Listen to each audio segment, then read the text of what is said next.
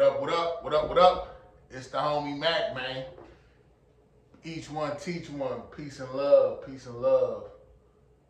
Yo, yo, yo, yo, yo, yo, yo, yo, yo. Reporting live from the Dogon. Each one teach one. You know what it is. This is another session of Mackin' with Mac book review series. A book that I don't know if the homie wants to remain anonymous. I'm not gonna say your name, but salute to you. You know who you are. A book that I was asked to read was none other than Dope Fiend by the homie Donald Goines. R.I.P. Donald Goines. Check out the book review I did for Horse Son. I'll put it in the comment section so you can read. You should not read it, but watch it. Donald Goines. Again, this book is intense, man. Where do I even start? This book is intense. I found out that a lot of people actually study this book in college classes, specifically Rutgers and other schools in their humanities department actually make this compulsory reading. Wow. When I say that the writing style is very descriptive, it's very descriptive. It's very graphic. This is not a book for little kiddies. I will say this book did cause me to self-reflect. Self-reflect in the sense of understanding that drug addiction is a disease in the sense of how it wires your brain. The neurons that it triggers, the cell receptors that are ignited via drugs. Drug addiction is a terrible thing, but this also made me think about other things. Like there's so many other things that we're addicted to: candy, soda, alcohol, cigarettes. Like, true enough, this is more extreme. This is the addiction here is centered around heroin, known as H, that boy. I know I've heard some people call it dog food. Heroin is actually an opiate. The man-made derivative of opiates are opioids. So that's like over-the-counter drugs with the purpose of dwindling the pain receptors. Makes you feel good. They're painkillers. But opiates, and this is what kills me. People always say, I want organic. I want organic. Just because something's natural and organic doesn't mean it won't kill you and make you sick, okay?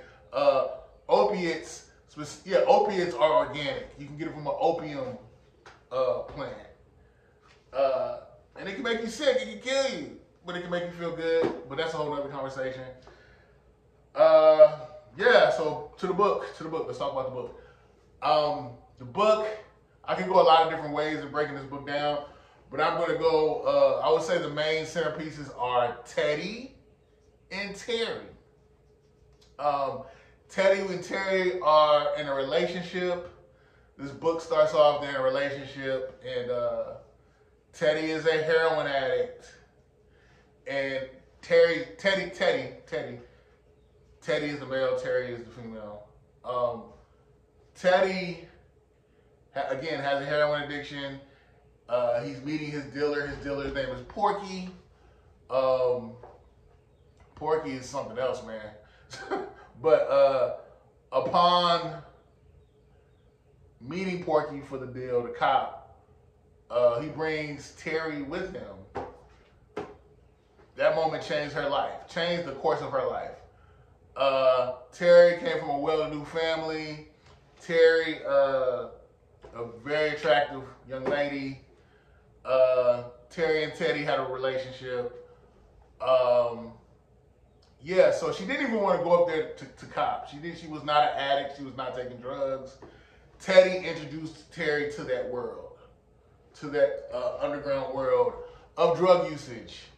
So, and yeah, I got hella spoilers in here. You know how I do. I'm gonna let y'all know that in the description. So Terry doesn't think nothing of it. Teddy cops the heroin. Terry partakes. Doesn't think anything of it. But as time goes on, she's starting to feel like a craving. Not intense, but a slight craving. So before you know it, Terry is an addict. Terry starts stealing. Terry meets a girl named Minnie, and they have this little boosting thing they got going on, but she got caught, loses her job. She's not paying her car note. She's not, and her father's like, wait a minute, like, you know, you're falling behind on payments. I'm getting letters, like, what's going on? Next thing you know, she's asking her parents for money. Her mom was like, you've never asked me for money like this, like, what's going on? But yeah, the final straw was when she lost her job. And she comes home, tells her parents, oh, I was unjustly fired, blah, blah, blah. And her parents, like, buy her story. And then as she walks up to her room, she's fiending for such a hit of heroin. And you know heroin can be snorted, it can be injected, and it can be smoked. Her preference was to inject it. I guess get it straight in the bloodstream, straight to your brain. Take off. Yeah, so she was fiending for it so much, she forgot to lock her door. So her dad walks in, and he's like, shit, my baby girl is a drug addict. He probably didn't handle it the best way, but I can understand he was upset, filled with vitriol, very disappointed, angry, what have you, and kicked her out the house. So now, I guess I'll center this more around Terry. I'll talk about Teddy too. But now Terry is turning tricks. Terry, when she would go to cop, this guy Porky had his little shows where he would have women perform oral sex or copulate on dogs, on his big German Shepherds for a hit. So like if you didn't have the money, he didn't want to give you a credit for his entertainment, he would watch you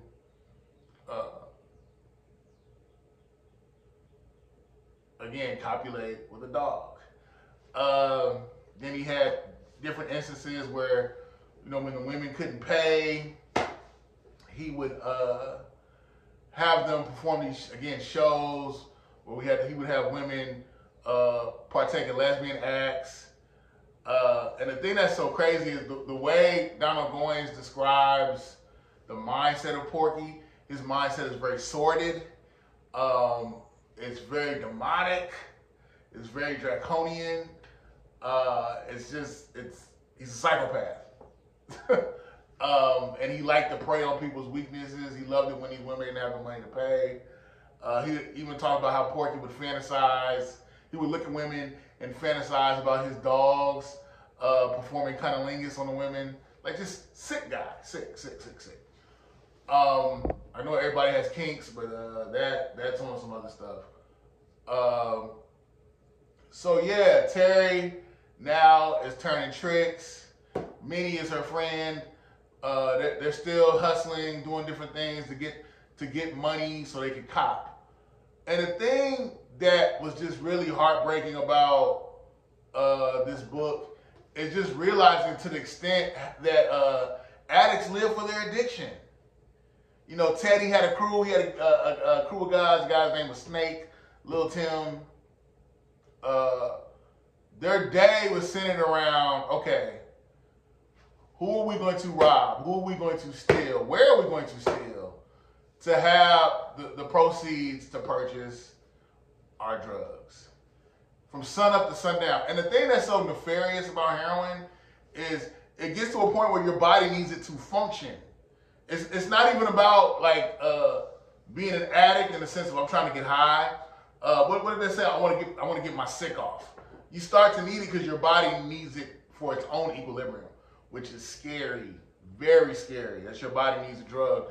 One of the reverberations, one of the reverberations or consequences of heroin usage is it can suppress your heartbeat.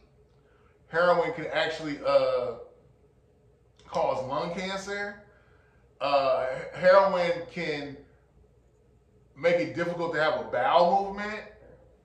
Excuse me. Heroin, again, it can stop your breathing. It can suppress your lungs. So yeah, it can lead to cardiac arrest, among other things. But they say the high off of heroin, it can last up to 2 hours, and you go into the nod, you're nodding, because you're just in a whole other world. There's one guy, I heard him describe heroin, the high off of heroin, and he said it was synonymous with being under a waterfall, being engulfed in a waterfall, as the water just you're totally submerged in the water, and you just feel amazing, like you're just on another plane. I don't want to feel that if it's gonna make me turn into a shell of myself. But yeah, I guess this book, we do look down on addiction, but it made me look at myself, like, how am I living? You know, the things that I'm partaking in, what are the reverberations of them? What am I producing in my own life? I like Chips Ahoy, but it's like, dang, like, Mac, how much are you eating Chips Ahoys? You don't need to eat this every day. Like, it made me, instead of becoming judgmental, it made me look inward.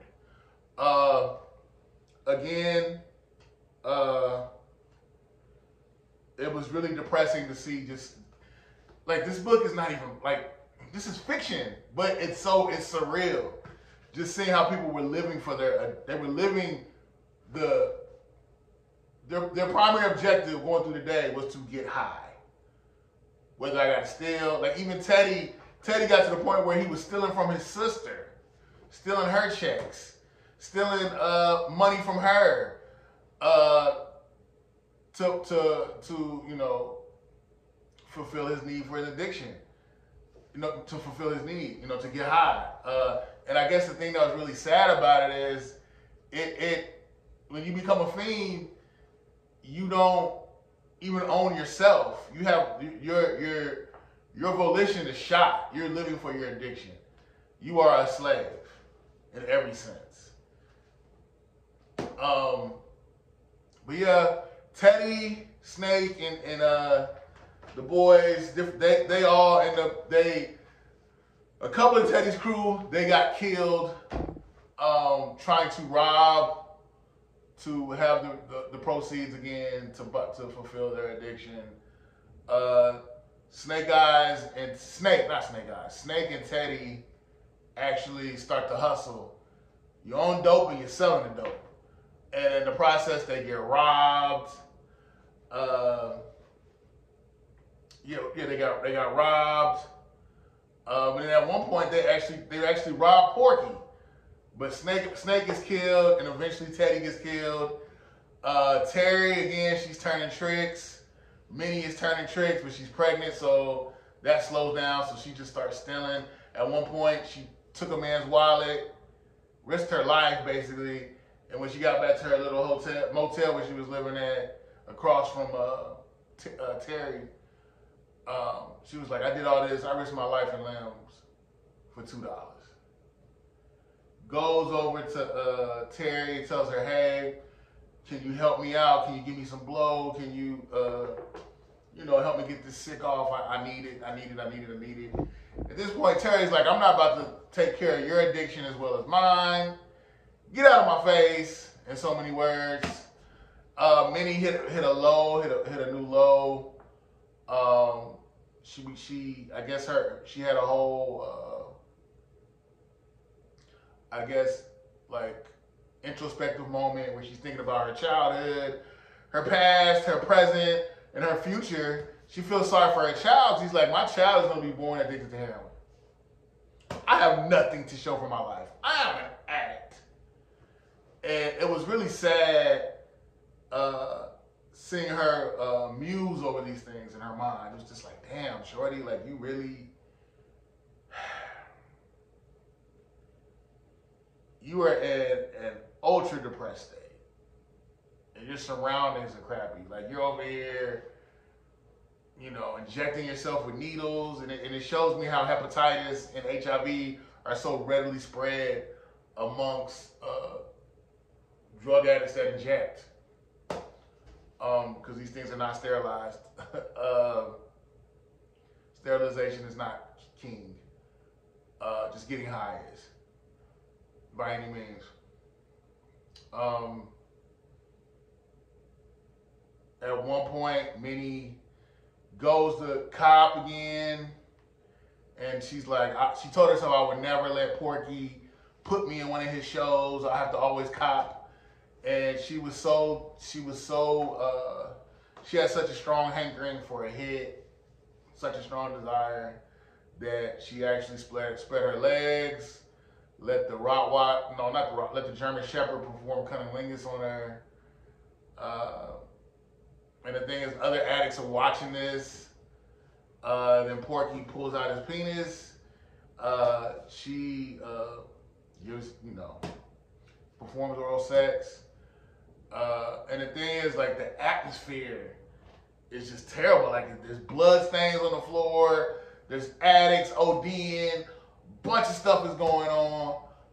Just not a place I would want to be. But to make a long story short, Minnie comes back, wastes some of the heroin that she got from that transaction. Again, goes back in her existentialist depression, which leads to her suicide. She takes all her clothes off, hangs herself. And Terry felt bad about pushing her away, but she woke up the next morning, sees Terry. Terry wakes up the next morning, sees Minnie, goes into Minnie's room, knocks on her door, but goes in her room, sees her hanging, sees her dead body, and then sees her baby's, the head of the baby protruding out from her vaginal cavity.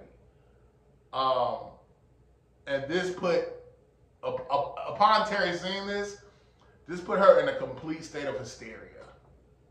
Like, she said she was screaming, oh my God, what happened? Like, just totally goes into psychosis. She ends up being admitted to a mental institution. Her parents visit her. Her parents talk to the doctor, like she's in a childlike state. And the doctor was like, yeah,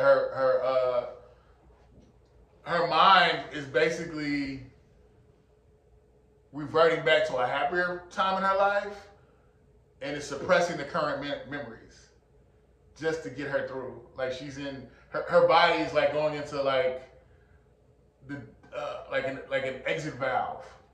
It's interesting how the brain works. But yeah, the happiest time of her life, where there were no responsibilities, she could just live, was her childhood. So she reverted to a childlike mindset. And that's where the story ends. Again, Teddy's dead. Porky's still dealing. Terry's in a mental institution trying to recover. And the way, the thing that was really sad about this book is the way it ended. How there's a new group of addicts, new group of young addicts. And they went to go and cop, and there were like 15-year-olds in the car. There were teenagers in the car. And Porky was looking at them like, yeah, this is my new crop. This is my new crop of fiends. And it's just sad to see this. It's a self-perpetuating cycle. But yeah, this is the homie Mac. Music, art, culture, knowledge, you know what it is. I love these book reviews. I hope y'all are enjoying them as well. Talk to me in the comment section. Let me know what you think about this book. Let me know if you have any questions about it. I'll answer it. I can understand why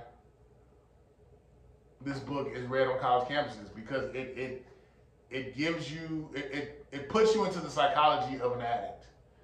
And my frame of mind is thinking, okay, if we can understand the psychology, maybe somehow we can circumvent people from becoming addicts in the future, and even help people overcome drug addiction. I don't live in a fantasy world. I understand that there are some people you can't save. But I think people who are doing the work, people who are trying to help people overcome drug addiction, I think this is compulsory reading. I think this is, it definitely delves into classism. It delves into the psychology of an addict. One of the things I thought was interesting, how Terry's dad was like, I did everything for you to not be around this lifestyle. I worked 2 jobs. I got this job at the plant. Yeah, it took me a while to climb up the ladder because I'm black. But, I did things to provide for my family. Provide. So no one is immune. We all can potentially become subjected to addiction in various forms. What's the monkey that's on your back? How are you being honest with yourself? Are you drinking Coca-Cola? Are you drinking 10 Cokes a day? Are you, always eating fast food? Are you always buying clothes? I think addiction can manifest in so many different incarnations. But anyway, it's the homie Mac. Each one teach one, peace and love. Signing out from the Dogon. R.I.P. Donald Goins. Check this out. Dope Fiend.